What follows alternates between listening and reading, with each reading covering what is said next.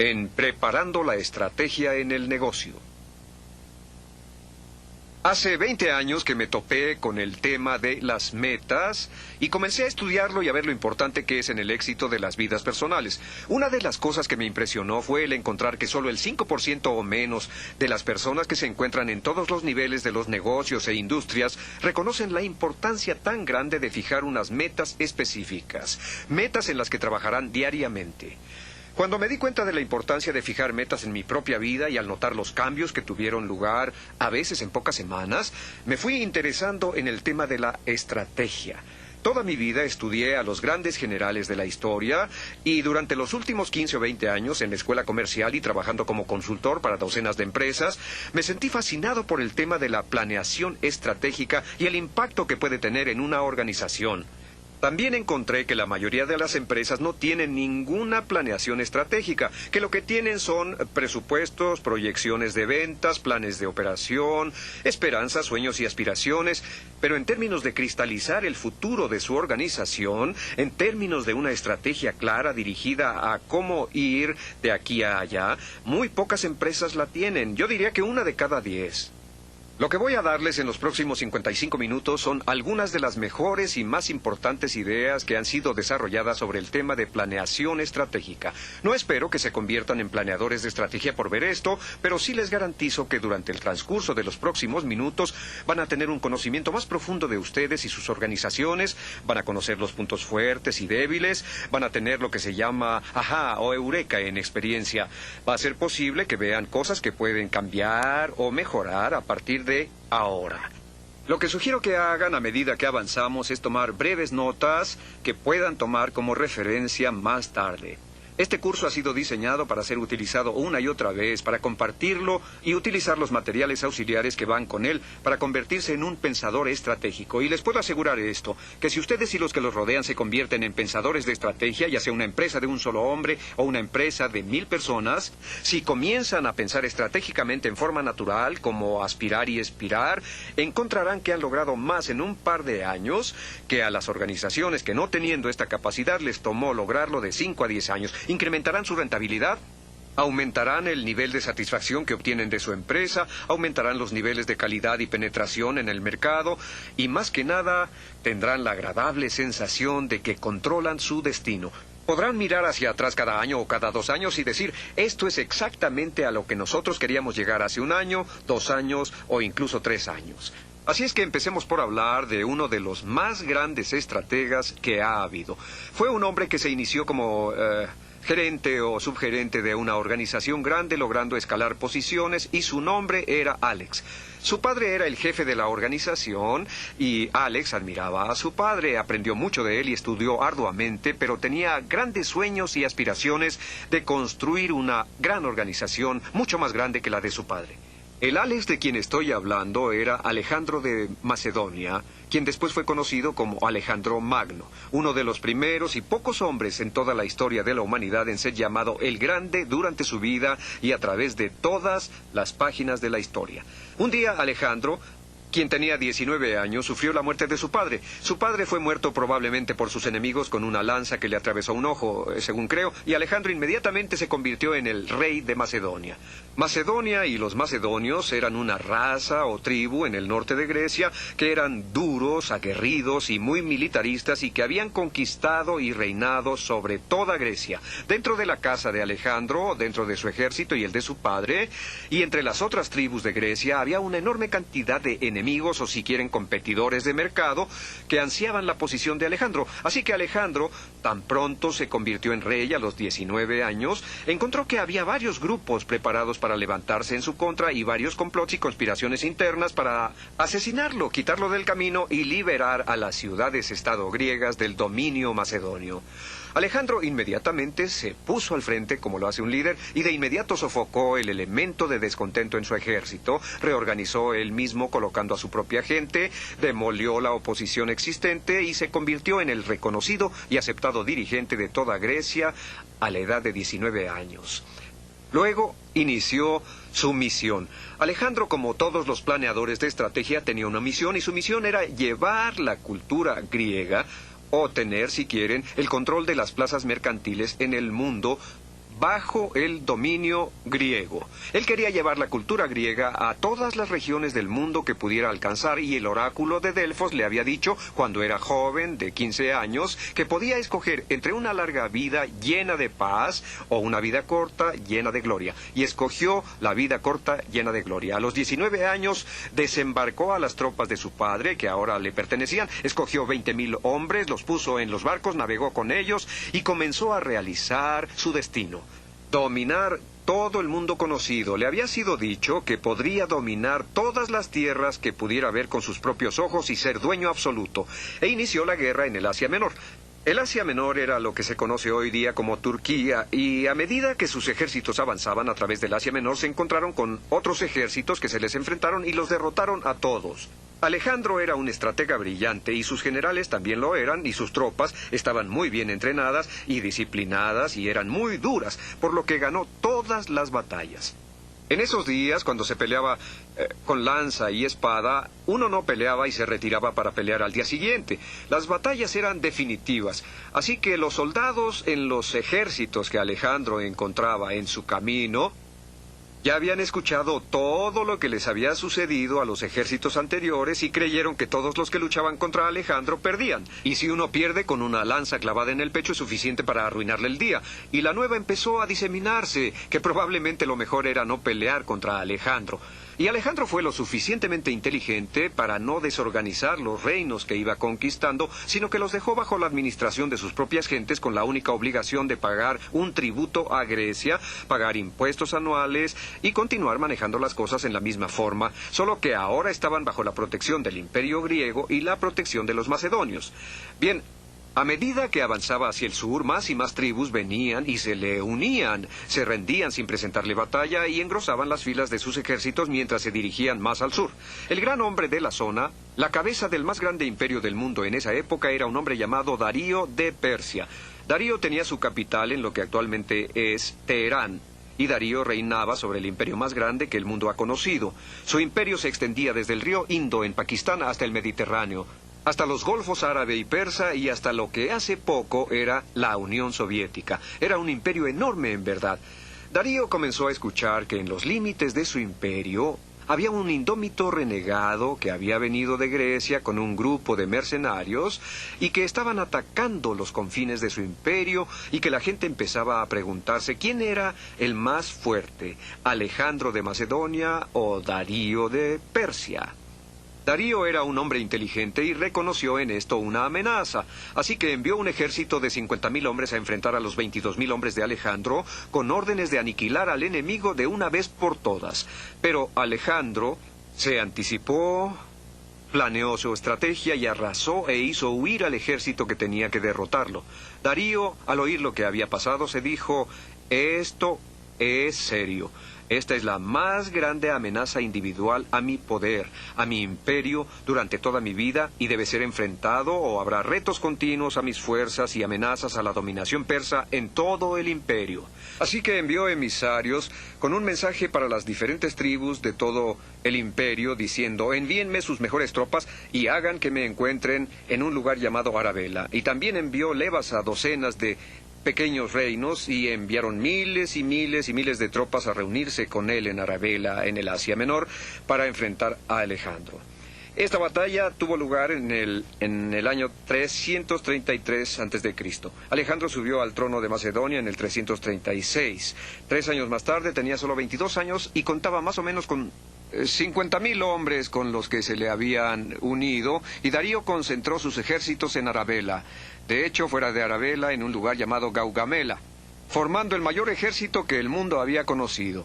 En toda la historia, hasta la Segunda Guerra Mundial, nunca había existido un ejército tan grande concentrado en un solo lugar, y se estima que existen aproximadamente 400 reseñas históricas de esta batalla, porque es una de las batallas más importantes para la civilización. Fue una de las batallas más importantes para la historia del hemisferio occidental, y concentró un ejército de 1,000,000 de hombres en Arabela. Este ejército era realmente enorme. Decían que era tan grande que en las noches las fogatas se extendían del este al oeste y más allá del horizonte, hasta donde el ojo podía ver. Era como contemplar un campo sembrado de brillantes diamantes, casi como un océano de hombres de guerra. Alejandro se encontraba un poco más al sur, en Asia Menor, y cuando Darío había concentrado sus tropas, se dirigió al lugar llamado Gaugamela, a 35 millas fuera de Arabella, movilizando su ejército y limpiando la tierra. Arrasó y niveló toda la tierra, niveló el terreno para que estuviera limpio para sus tropas y para sus carrozas, la principal fuerza guerrera que tenía.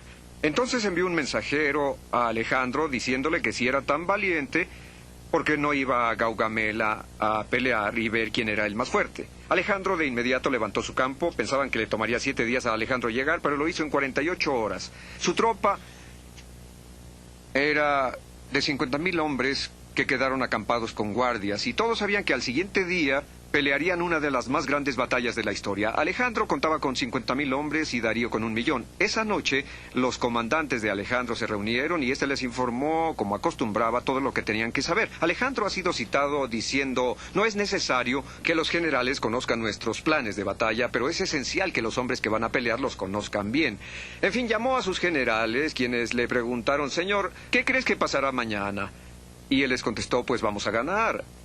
Entonces ellos le dijeron: los hombres tienen gran fe y confianza en ti, pero las probabilidades están en contra nuestra. Son de 20-1 de acuerdo con nuestras mejores fuentes de inteligencia. Tenemos fe en ti, pero nos parecen demasiados. Les contestó: sí, pero no deben preocuparse. Y cuando quisieron saber por qué, les dijo: porque tengo un plan. Y ellos, contentos, dijeron: eso está muy bien, nos alegra que tengas un plan. ¿Nos podrías decir en qué consiste? Sí, les diré cuál es. He pensado en ello con sumo cuidado. Desde luego es imposible para nosotros, con solo 50,000 hombres, derrotar un ejército de 1,000,000.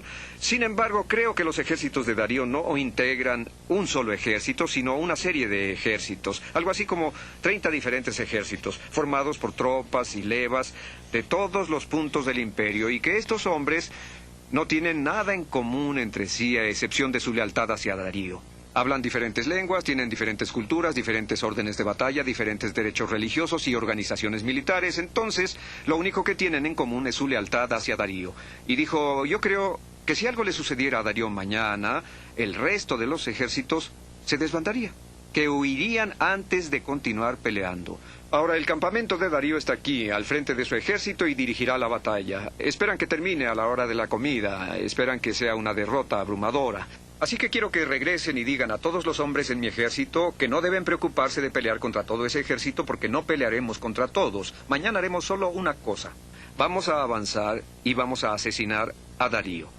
Entiendan bien y díganles que mataremos a Darío. Y las órdenes fueron transmitidas a los ejércitos macedonios esa noche, transmitidas de hombre a hombre. La orden de batalla para el día siguiente era asesinar a Darío. Asesinar a Darío, asesinar a Darío.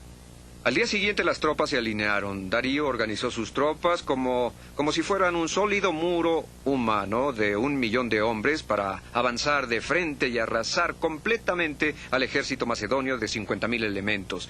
Pero Alejandro dispuso sus tropas en forma diferente. Alineó sus tropas ese día en líneas como estas. Una estrategia que, de acuerdo con mis conocimientos de estrategia militar, nunca había sido utilizada. Colocó a sus tropas al fondo y entonces Darío, según la historia, dijo sorprendido: ¿qué está haciendo? Es una forma poco convencional de organizar tropas. Ahora, la principal fuerza de ataque de Darío eran las carrozas de batalla. Estas carrozas tenían unas cuchillas que salían del eje de sus ruedas y que, afiladas al máximo, despedazaban todo lo que encontraban, cortando brazos y piernas y haciendo hamburguesas de las tropas que se cruzaban en su camino. Y si se mandaban 300 carrozas de guerra en contra de una fuerza opositora y empezaban a volar brazos y piernas en todas direcciones, se lograba desmoralizar y disminuir la habilidad militar de las fuerzas enemigas. Eso le había funcionado siempre a Darío, y Alejandro sabía que esa sería su estrategia. Esa fue la razón de que Darío hubiese escogido el campo y lo hubiese nivelado como un enorme estacionamiento para que sus carrozas pudieran maniobrar.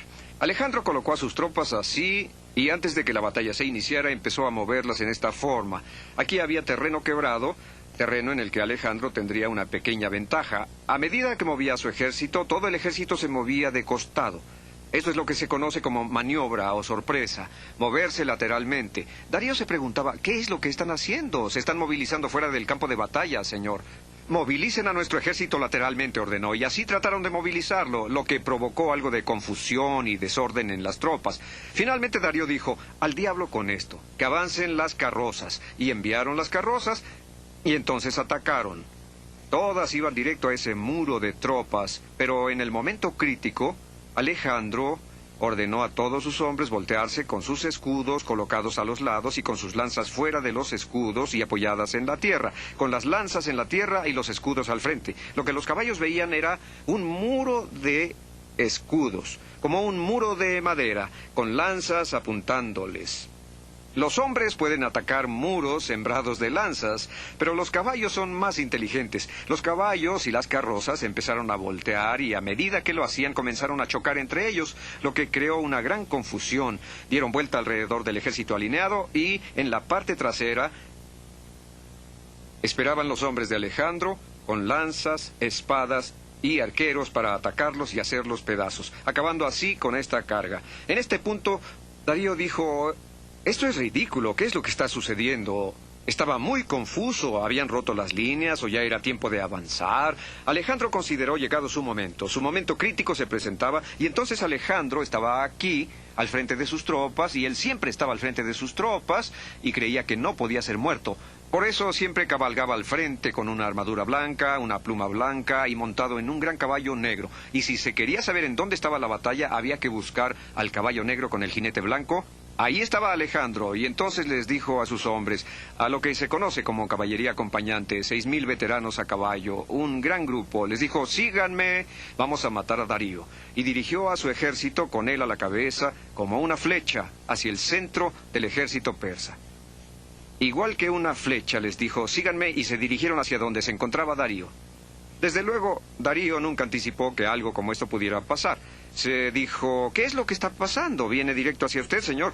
«Pues deténganlo, eso es lo que tratamos de hacer, señor, pero no habíamos anticipado que él podía iniciar un ataque, una ofensiva en contra de nuestras fuerzas. Era un ataque brillante, producto de una estrategia brillante, porque en esta estrategia la única parte de la totalidad del ejército de Darío que podía enfrentarse a Alejandro era esta parte». La parte que estaba frente a Alejandro. Todo el resto del ejército era inútil porque no tenía contra quién pelear. Y no solo eso, Darío no podía ordenar al resto de su ejército que avanzara mientras se enfrentaba a un ataque directo contra su propio campo. Entonces Darío ordenó: «Deténganlo, deténganlo, rápido». «Sí, hacemos todo lo posible, señor, pero aún así continúa avanzando». Él dijo: «Si no lo detienen, sus tropas nos arrasarán». «Sí, señor, existe esa posibilidad». Y los hombres de Alejandro seguían avanzando, con Alejandro al frente. Ninguno de los persas habían esperado este tipo de asalto, y Darío finalmente dijo: «Bueno, si esta es la forma en que esto va a continuar, creo que volveré al palacio a comer y ustedes pueden continuar la batalla». Acto seguido montó en su carroza con sus banderas de guerra ondeando al aire y partió. A su alrededor se encontraban sus generales, quienes dijeron: «Señor, no nos gustaría que comiera solo, por lo que iremos con usted». Montaron en sus carrozas y también se fueron. El resto de los ejércitos no sabía lo que estaba sucediendo. Había mucho polvo y confusión, gritos, toques de trompeta, ruidos de caballos y quejidos de moribundos. Era en verdad horrible. Pero al final se enteraron de que Darío estaba huyendo. Estos hombres no eran especialmente inteligentes, no tenían la beca escolar Rhodes y no habían estudiado en Oxford. Eran hombres humildes, sencillos, hombres de guerra, pero podían sumar 2 más 2. El primer 2 era que habían oído que Alejandro nunca había perdido una batalla y cualquiera que peleaba contra él perdía, lo que era una forma terrible de terminar el día. El otro 2 era que Darío había huido de la batalla. Alejandro nunca pierde y Darío huye, lo que sumado indica que, lo creamos o no, debemos haber perdido. Y si hemos perdido, más vale que nos retiremos rápidamente, porque los macedonios son unos perros rabiosos. Y el rumor se corrió de que Alejandro había ganado y Darío había huido, y más vale que nos vayamos. Su razonamiento era correcto. Los ejércitos huyeron tropezándose entre ellos mismos, hombres y caballos se rompían las piernas, y entonces Alejandro, que había anticipado esto, inició su avance y arrasó a estos ejércitos en lo que pareció una operación de exterminio. Al finalizar el día, los persas habían perdido ni más ni menos que 400,000 soldados. Fue una de las más increíbles y desastrosas batallas en la historia de la humanidad. Los macedonios, comandados por Alejandro, perdieron solo 1,247 hombres. Y Alejandro, a la edad de 22 años, era el indiscutido dominador de todo el mundo. ¿Por qué les he contado esta historia? Bueno, este es uno de los más grandes ejemplos de la buena estrategia que podemos encontrar en toda nuestra vida, y voy a tratar de ligar algunos de estos principios mientras hablamos en los próximos minutos respecto a los principales valores estratégicos que se utilizan. Mostraremos aquí cosas que usted puede hacer en su organización al aprender esto. El primer valor estratégico, en todos los casos, es el objetivo. Es el primer término militar en la estrategia. El objetivo significa exactamente lo que se desea lograr. Alejandro sabía lo que deseaba lograr, quería dominar al mundo conocido, sabía que el dominador del mundo era Darío, y sabía que para convertirse en eso primero tenía que derrotar a Darío. Objetivo. El número 2 es ofensiva. Toda la estrategia es ofensiva. La estrategia significa que se continúa con la ofensiva, que significa ataque. Ninguna gran batalla en la vida o en los negocios ha sido ganada en forma pasiva o defensiva. El número 3 es la masa. Todas las grandes batallas se han ganado cuando un general agrupa todas sus fuerzas en un tiempo crítico, en un momento crítico, para tomar un objetivo estratégico crítico. El número 4 son las maniobras. Para mantener la habilidad sin importar lo que haga el enemigo, para maniobrar. Para anticipar lo que pueda suceder, teniendo posiciones para retirarse, estar dispuesto a avanzar y a efectuar movimientos laterales y nunca quedar aprisionado en un solo plan sin flexibilidad y sin alternativas. Darío solo tenía un plan. Su plan era que sus carrozas destrozaran al otro ejército y eso le daría el triunfo. Cuando las carrozas de guerra no funcionaron, Darío no tenía ningún otro plan. Alejandro tenía un plan de respaldo por si las carrozas funcionaban. Si las carrozas lograban atravesar sus filas, había previsto que tendrían que correr a lo largo de sus columnas de hombres y llegar a la parte trasera donde serían destruidas. La cuarta es la economía. Un principio estratégico básico es lograr su objetivo estratégico con el menor costo posible, el menor daño para uno mismo. Y finalmente, el último principio estratégico es la explotación. Cuando se ha ganado la batalla y conquistado el mercado, logrando una posición de mercado, se necesita estar preparado para moverse, para explotar, para destruir las fuerzas opositoras, para incrementar, establecer o atrincherarse entre sus nuevos clientes en su nuevo mercado. Ahora, ¿por qué fijamos la estrategia? Vamos a mencionar esto rápido. Las razones para establecer estrategias. La primera razón para establecer una estrategia es incrementar el rendimiento de su inversión. La estrategia tiene una relación financiera. En otras palabras, se trata de obtener un mayor rendimiento de la cantidad de dinero manejado. Otra razón fundamental para fijar estrategias es reposicionar a la empresa. Puede que su empresa o sus productos y servicios ya colocados estén siendo atacados por la competencia. Puede ser necesario proporcionar a su empresa con nuevos productos, nuevos servicios en nuevos mercados o con nueva tecnología, y esto requiere de pensamiento estratégico. El número 3 es maximizar sus fuerzas y sus oportunidades. Considerar aquello que hace extremadamente bien y determinar las principales oportunidades en el mercado y moverse con rapidez para aprovecharlas. Y el número 4 para establecer una estrategia es entrar en acción de inmediato. La razón fundamental de la estrategia es prepararse para entrar en acción. La planeación estratégica no es una actividad pasiva, por el contrario, es el proceso de pensar profundamente los pasos y acciones que deben tomarse para lograr sus metas y objetivos. Como pueden ver, los ejercicios estratégicos de Alejandro no formaban parte de ejercicios teóricos o pasivos, sino que estaban totalmente dirigidos a la acción.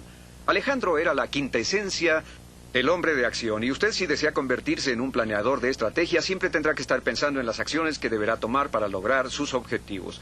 Ahora, ¿cuál es la llave de la planeación estratégica? Vamos a hablar de planeación estratégica sencilla. Planeación estratégica simplificada. Muy sencilla. La planeación estratégica consta de 4 simples pasos que se recorren una y otra vez. El primer paso es preguntarse en dónde se encuentra ahora. Esto es su situación actual. ¿En dónde se encuentra ahora? ¿Qué hizo para lograr esa posición? ¿Cuáles son sus fuerzas, sus debilidades? ¿Cuál es su posición en el mercado? ¿Cuáles sus posibilidades? ¿Qué está pasando con sus competidores? ¿Cómo se ve el futuro? Un análisis acertado y realista de su actual situación es el principio de toda estrategia. Un segundo paso, que siempre olvidamos, el paso número 2, es su pasado. Es revisar su historia. ¿Cómo llegó hasta donde se encuentra? ¿Cuáles fueron las decisiones críticas que tomó? ¿Qué hizo bien y qué hizo mal? ¿Qué lecciones aprendió? ¿Qué ha ocurrido desde que comenzó, reconociendo que todo cambia? ¿Cuáles fueron las cosas que sucedieron que lo han colocado en la posición actual? El paso número 3 en la definición de la estrategia es el determinar el futuro ideal. ¿En dónde desea estar en el futuro? ¿En dónde dentro de 1 año, 2 años, 3 años, 5 o 10 años? ¿En dónde desea estar personalmente y dónde como empresa? Definir claramente esto sobre la base de dónde se encuentra actualmente y cómo lo logró es algo vital. El paso número 4, un paso lógico, es cómo. ¿Cómo va a lograr, con lo que ahora es, con lo que ha desarrollado, llegar hasta donde desea? Esta es la esencia de la estrategia, y como dijo Vince Lombardi cuando se convirtió en el manejador de los Green Bay Packers, la llave del éxito en el fútbol es ser brillante en lo básico. La llave del éxito en la planeación estratégica o en los negocios es ser también brillante en lo básico y hacer las preguntas adecuadas. Como verán, la llave de la estrategia no consiste en tener las respuestas adecuadas, sino en conocer las preguntas y hacerlas una y otra vez. Ahora, el número 3 de los 21 puntos es ¿quién? ¿Quién debe involucrarse en la definición de estrategia? La respuesta es el presidente de la empresa, el número 1 en la toma de decisiones, la persona que es responsable de los resultados finales de la organización, tiene que estar involucrado en la planeación estratégica. El que toma las decisiones, el presidente del consejo, de la empresa, la persona que es directamente responsable de la implementación de la estrategia, el que autoriza todo, tiene que participar en la decisión final. En segundo lugar, todos los funcionarios básicos cuya cooperación y participación activa serán necesarias para la implementación de la estrategia. Así que el principal involucrado es el presidente, secundado por los implementadores. Generalmente los principales ejecutivos de la organización, los funcionarios a cargo de las áreas y las funciones principales. Mientras más se involucren en la definición de la estrategia, serán mayores las posibilidades de que ésta se implemente bien. Volviendo a Alejandro, este reunió a todos sus generales y les comunicó en detalle, con pelos y señales, exactamente cuál iba a ser la estrategia a seguir para que todos supieran el papel que iban a desempeñar e informaran a sus jefes y oficiales y estos a sus hombres para que todos supieran lo que iba a suceder. Mientras más gente participe en el proceso, mayores son las posibilidades de triunfar. El número 4, ¿quién más? ¿Quién más se debe involucrar en la planeación estratégica? Un consultor externo. Y digo esto porque yo he realizado ejercicios de planeación estratégica para otras compañías, pero cuando necesito realizar planes estratégicos para mi propia empresa, siempre contrato un consultor externo. La planeación estratégica no debe realizarse por uno mismo. Es como la odontología, la abogacía o la medicina. Se requiere de alguien que sea objetivo, que tenga amplios conocimientos y que haya tenido contacto con diferentes industrias, que haya realizado estudios y tenga experiencia en la planeación estratégica y que pueda convertirse en un facilitador. Un adecuado ejercicio de planeación estratégica requiere aproximadamente de 2 a 4 días para investigar una empresa y para definir una nueva estrategia básica se requiere de alguien que ayude en ello. Como se dice en la abogacía, un abogado que actúa como su propio abogado tiene a un tonto por cliente. Y una persona que actúa como su propio planeador de estrategia tal vez también tenga un tonto por cliente. Ahora, el número 5 es plantear la misión. Plantear la misión es el punto de partida de toda estrategia. La misión de Alejandro tenía por objeto el llevar la cultura griega, la civilización griega a todo el mundo conocido. Esa era su misión, y una misión debe tener calidad.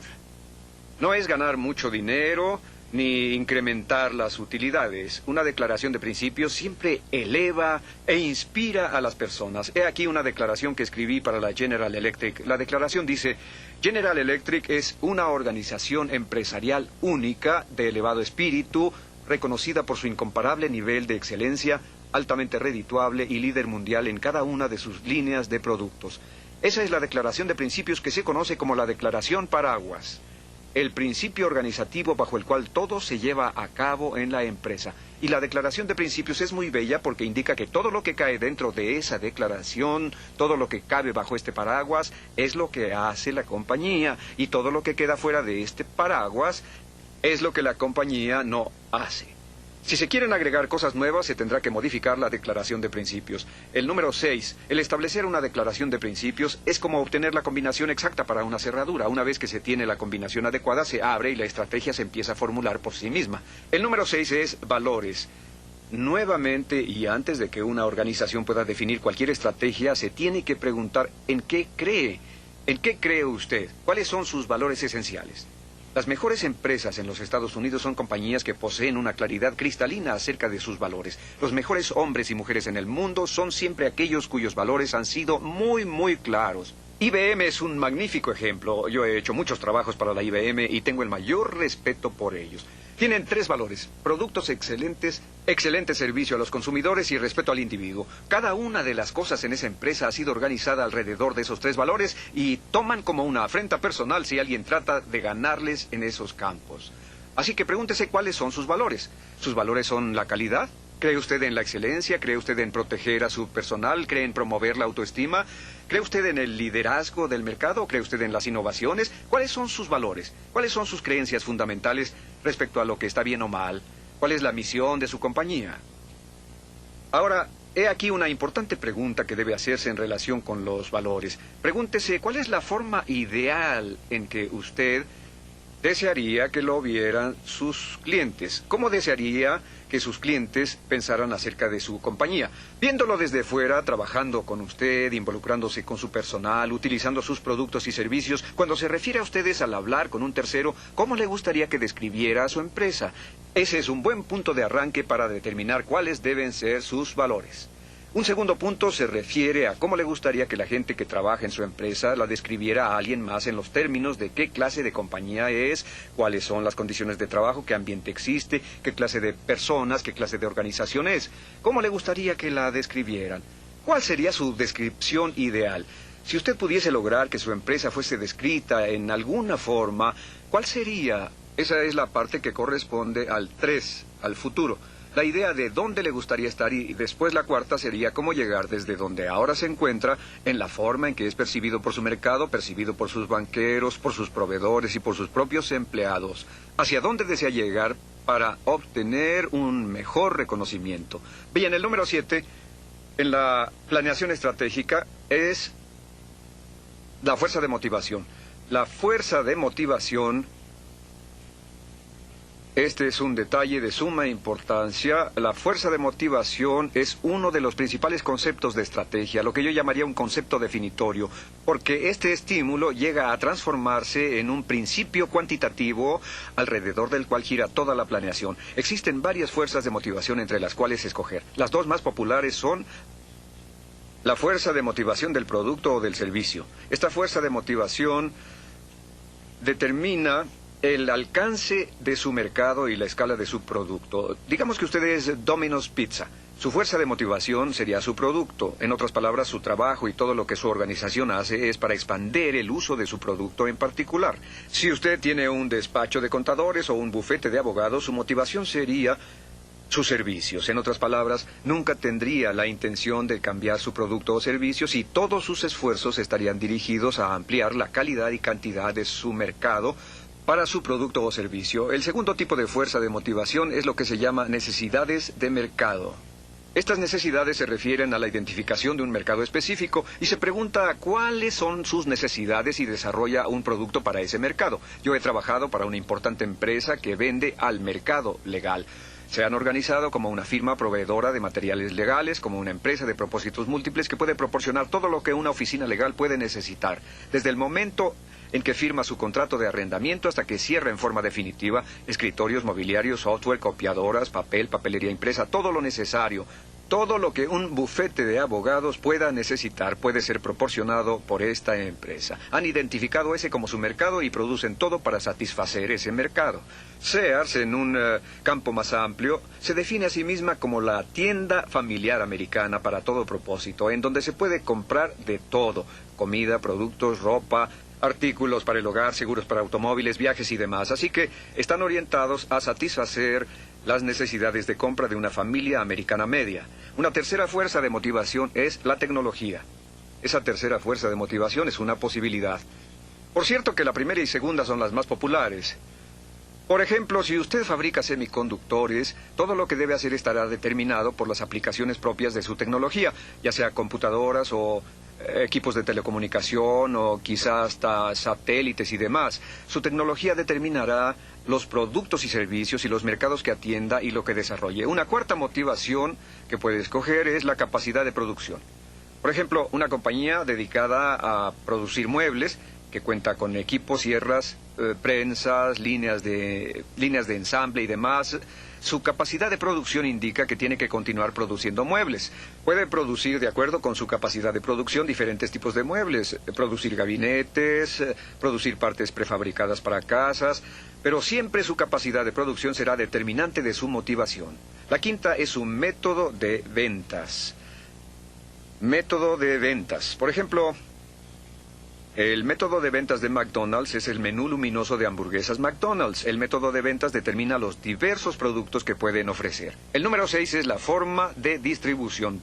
Por ejemplo, Avon distribuye a través de individuos y de puerta en puerta, así que es esta la forma de distribución la que determina los productos y servicios que pueden ofrecer, así como sus mercados. La séptima forma de estímulo son los recursos naturales, o sea, el petróleo, gas, gasolina, madera y demás, que constituyen una motivación para empresas como Champion International, Warehouse, Exxon y otras. El número 8 es el crecimiento. Usted puede determinar la velocidad a la que quiere crecer. Toyota por muchos años ha tenido por motivación su crecimiento y su objetivo ha sido tener más penetración en el mercado, porque a medida que tienen más penetración, y los japoneses usan esto como estrategia básica, cuando la participación aumenta, sus costos de producción disminuyen. Y si sus costos de producción disminuyen debido a las economías de escala, sus precios disminuyen y a medida que bajan son más competitivos y obtienen una mayor participación en el mercado hasta llegar al punto de controlar el 25, 30 o 35 del mercado americano. El número 9 son las utilidades. Algunas motivaciones temporales son exclusivamente las utilidades. Por ejemplo, la empresa llamada American Home Products. La American Home Products cuenta con una gran variedad de productos y servicios que ofrece a individuos, corporaciones, negocios y familias en todo el país, pero su única motivación es que cada uno de los productos debe tener una utilidad antes de impuestos del 20% sobre las ventas. Si no tiene ese margen de utilidad por su novedad en el mercado, no lo manejan. La selección de su fuerza de motivación constituye un punto crucial en su futuro. No quiere decir que no tendrá competidores, solo quiere decir que sus motivaciones son el principio organizativo, y si son las necesidades del mercado, es este el que determina el tipo de servicios y productos, la capacidad de producción, el tamaño de la utilidad o la ganancia y el aumento de precios, todos son determinados por el mercado. Ahora, tan pronto determine sus motivaciones, estará en condiciones de pasar a la siguiente etapa de la planeación de estrategias, que es el número 8. El número 8 es lo que llamamos concentración del poder, la regla 80-20. ¿Recuerdan cuando utilizamos el ejemplo de Alejandro?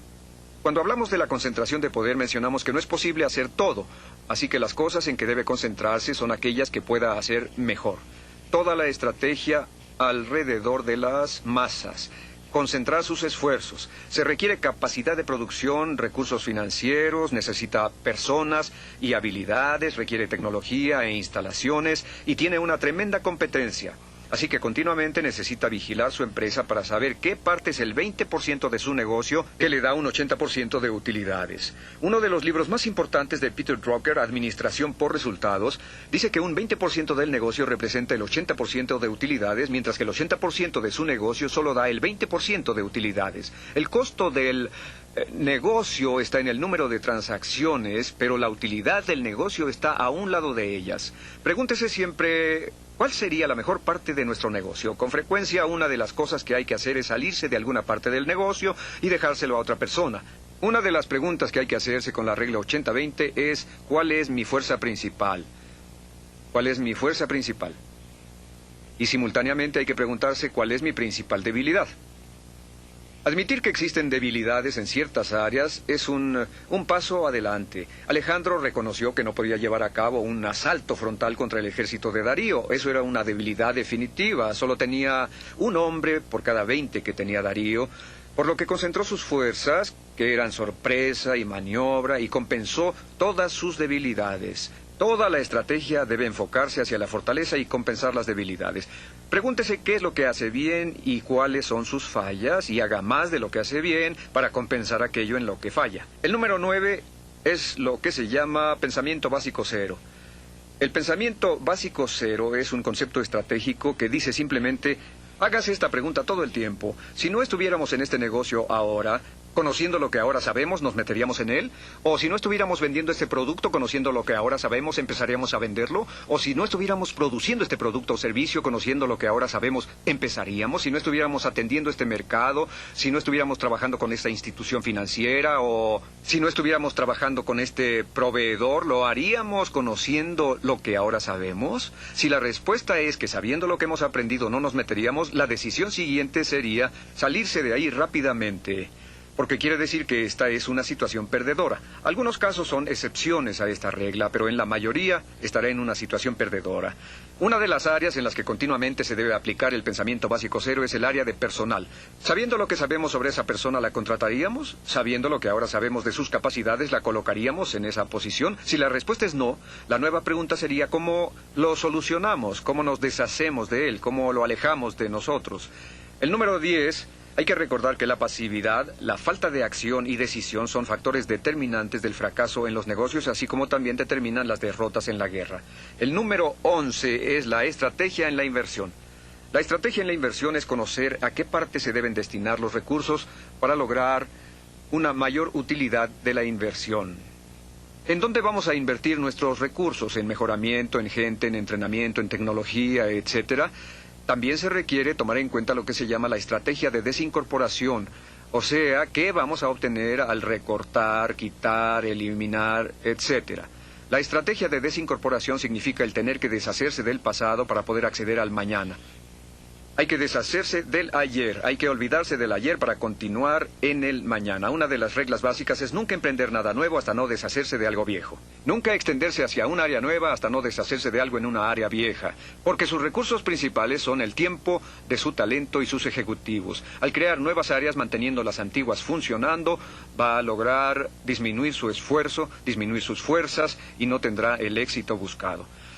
Un punto importante, siempre hay que recordar que uno de los principales motivos del fracaso en los negocios son las inversiones en la egolatría gerencial. De acuerdo con Drucker, la egolatría gerencial consiste en invertir nuestro esfuerzo en un producto que no se vende. ¿Y saben qué hacemos cuando nos comprometemos con un producto que no se vende? Destinamos a nuestros mejores vendedores, los mejores mercadólogos, la mayor tajada de nuestro presupuesto publicitario y lo enfocamos a resolver problemas y no a las oportunidades. Hay que evitar la egolatría gerencial.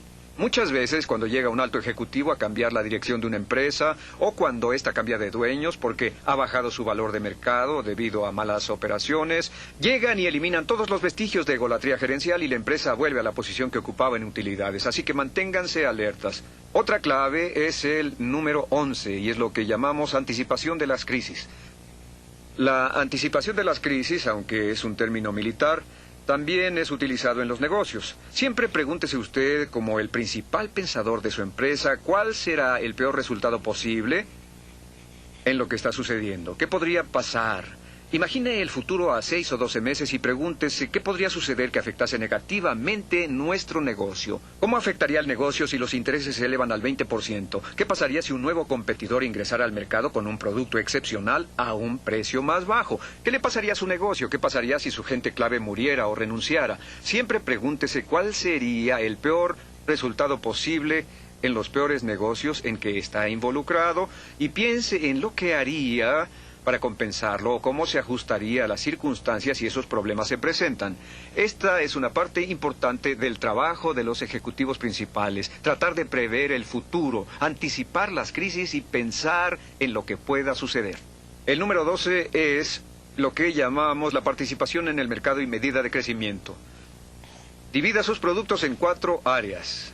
Esta es la participación en el mercado, o en otras palabras, el porcentaje del mercado que tiene. Este es el crecimiento del mercado que representa cómo está creciendo. En esta categoría se tienen 4 clases, esta es 0 y esta es alta. Hay 4 categorías y debe dividir sus productos entre estas 4 categorías. Arriba tiene a los productores de efectivo.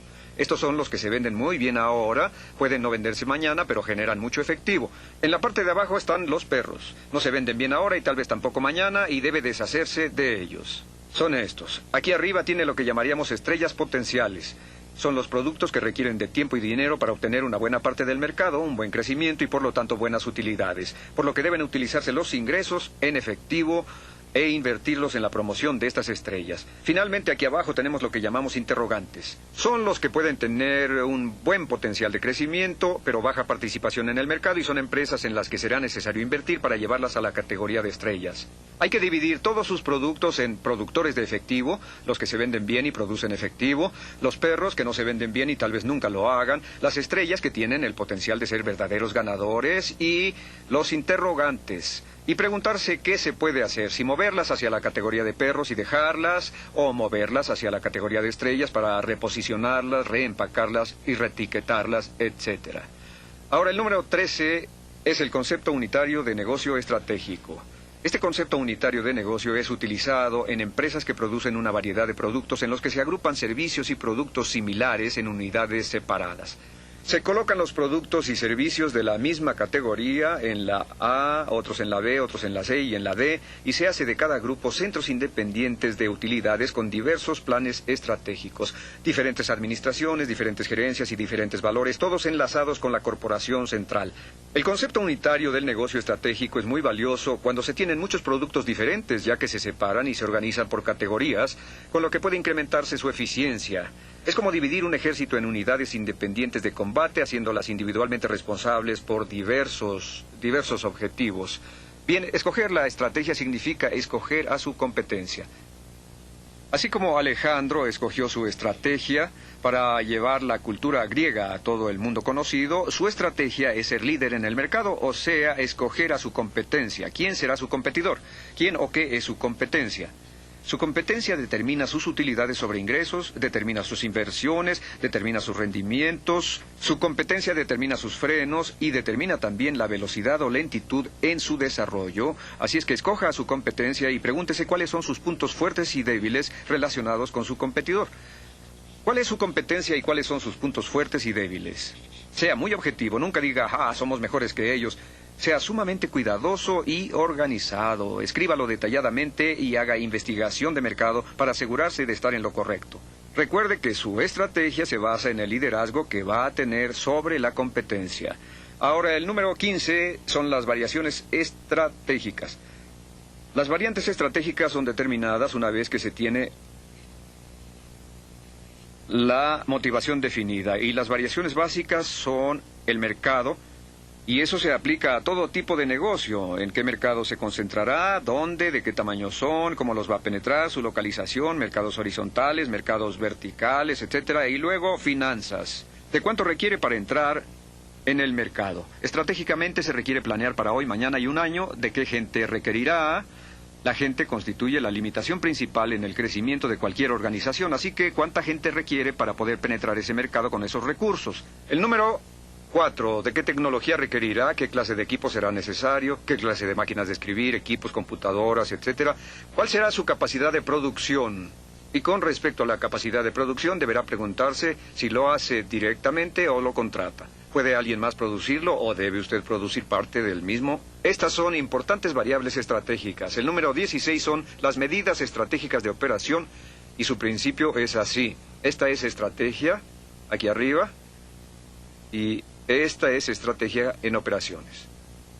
Y aquí tenemos una estrategia clara, y aquí una incierta, y aquí tiene una operación efectiva, y aquí una operación no efectiva. Ahora, las empresas pueden funcionar en alguno de estos apartados. Si se trabaja con una estrategia clara y una operación efectiva, significa el éxito. Muy pocas compañías, menos del 10%, tienen operaciones efectivas o eficientes y una estrategia clara. Si se tiene una estrategia clara y una operación ineficiente, puede que tenga éxito, aunque su futuro es dudoso.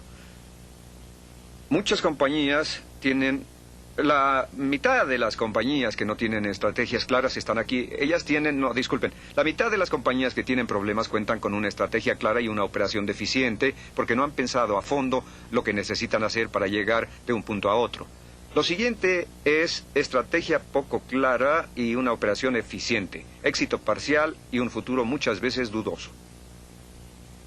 Y luego aquí tenemos estrategia poco clara y operación ineficiente, lo que constituye el fracaso. Su objetivo, sin importar en dónde se encuentre colocado, si está en esta área, es movilizarse hacia acá, si está en el área de duda, moverse hacia acá, y si se encuentra en esta otra área, movilizarse hasta esta, en donde tendrá una operación eficiente y una estrategia muy clara. Y usted, como alto ejecutivo, tendrá que estar pensando continuamente cómo puedo lograrlo, cómo lo puedo mejorar, cómo se puede hacer más efectivo, cómo se puede eficientar. Número 17, 4 preguntas claves sobre estrategia. Número 1, ¿cuál es su negocio? ¿Cuál es nuestro negocio? ¿Cuál es nuestro negocio? Número 2, ¿cuál sería? Buena pregunta. ¿Cuál es su negocio ahora? Descríbalo con claridad. Mucha gente no está ni siquiera segura de lo que es su negocio. El mejor ejemplo son los ferrocarriles. Ellos pensaban que su negocio era operar los ferrocarriles cuando su negocio era el transportar bienes y servicios. Los ferrocarriles en los Estados Unidos han quebrado o están a punto de hacerlo porque gran parte del transporte se hace ahora por camiones, aviones y barcos. En Canadá existe la compañía Canadian Pacific que opera el tren Canadian Pacific, pero además la aerolínea Canadian Pacific, los autobuses Canadian Pacific, los barcos Canadian Pacific, ya que decidieron que su negocio era la transportación, decidieron inteligentemente ingresar en todas las áreas del transporte. ¿Cuál será su negocio? Si no hace nada por su negocio, con todo lo que sabe, ¿qué pasará en 1, 2 o 3 años? ¿Crecerá, disminuirá, se ladeará o qué? Sabiendo que el futuro siempre será diferente al presente. El número 3 es ¿qué podría ser? ¿Cuál podría ser su negocio? ¿Cuál es la posibilidad o posibilidades que tiene su negocio? Esto, desde luego, abre una enorme cantidad de excitantes posibilidades. El número 4 se refiere a qué debería ser. ¿Qué debería ser su negocio? Si usted pudiera poner todo en su lugar y pudiera crear un completo, perfecto, bello y fantástico negocio, ¿cuál debería ser ese negocio? De nuevo, la planeación estratégica sería una de las cosas más importantes que usted hiciera si crease un sueño o una visión de algo en lo que pudiera convertirse su negocio que fuera mayor a lo imaginado. Un negocio con solo una motivación, que es generar utilidades o permanecer en los negocios o no quebrar o pagar las nóminas. Sería un negocio con muy bajo nivel de visión y un nivel muy escaso de energía inspiradora.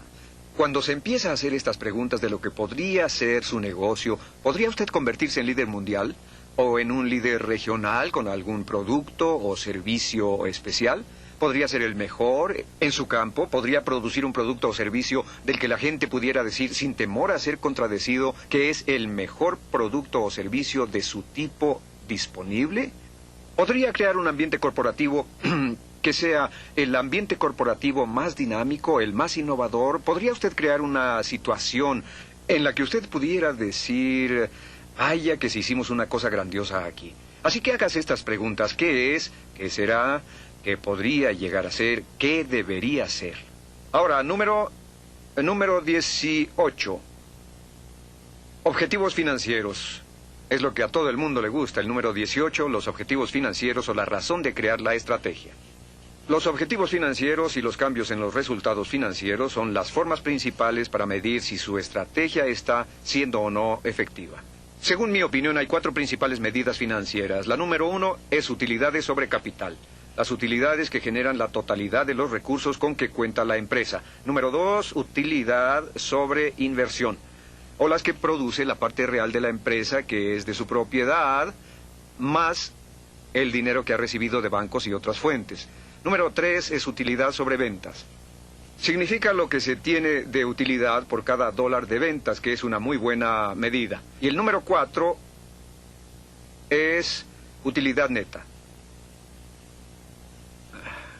En el análisis final, la utilidad neta es la única verdadera medida del desempeño de la estrategia. ¿Cuál es su utilidad neta? Si su utilidad neta sube o baja en forma continuada o consistente a través del tiempo, significa que su estrategia es probablemente correcta. Y en el análisis final, toda estrategia debe conducir a la utilidad neta, porque la utilidad neta significa, en términos militares, la victoria.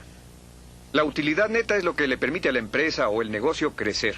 El número 19, ¿cuál es la mejor estrategia para la rentabilidad? Bueno, en el estudio PIN, el estudio más exhaustivo realizado para determinar lo que contribuye a la rentabilidad, llevado a cabo por varias universidades, se señalan 2 reglas generales que conducen a la rentabilidad. Número 1 es la calidad del producto o servicio. Es interesante notar que cuando se habla de la calidad de servicio o producto, se piensa que es una buena idea, pero sin comprender que la calidad es una estrategia ofensiva, es una estrategia redituable, y los líderes en calidad en todos los campos siempre son los más redituables en esa esfera. Y el número 2 se refiere a la calidad de los servicios asociados. La calidad de los servicios asociados implica cómo se empaca el producto, cómo se entrega, cómo se le da servicio, cómo se maneja todo a su alrededor. La calidad de los servicios asociados. Y esta palabra, calidad, siempre es determinada por sus clientes, es determinada por su competencia y es determinada por las alternativas disponibles en el mercado. Así es que siempre hay que preguntarse qué es la calidad y salir a preguntarle a sus clientes cómo definen ellos la calidad, qué es lo que la calidad significa para ellos, qué es lo que desean cuando miran a sus productos o servicios, qué desean en términos de calidad, no lo que usted quiere, y por eso muchas compañías no tienen idea de por qué sus clientes compran sus productos. La mayor parte de ellas están fuera de contacto del por qué tienen éxito, incluso cuando hay éxito. Sin embargo, como Tom Peters dice, las compañías de más éxito son las que tienen dentro de sus propias filas personal con la misma mentalidad que sus clientes. Es decir, ven sus productos y servicios de la misma manera en que sus clientes los ven, trabajan en forma constante para mejorar la calidad en los términos en que sus clientes los perciben. Esta percepción es crítica. Se debe mantener la estrategia de rentabilidad asegurándose de que su producto o servicio corresponda a la percepción de sus clientes acerca de lo que necesitan. Ahora, el número 20 es, y volviendo a la calidad, diremos que la única forma de mejorar la calidad es definirla muy claramente. Definir claramente, lograr una clara definición de lo que constituye la calidad y asegurarse de que todos en su empresa, todos los que trabajan en su organización puedan reconocer la calidad cuando la vean, para que todos estén conscientes de lo que deben lograr. Que todos los componentes de cada trabajo que se haga en la compañía puedan ser medidos y reconocidos. A propósito, las compañías más productivas en los Estados Unidos y en todo el mundo son empresas que tienen un importante enfoque interno y externo sobre la calidad porque todos saben lo que es, hablan de ella, piensan en ella, la definen constantemente y tratan de mejorarla.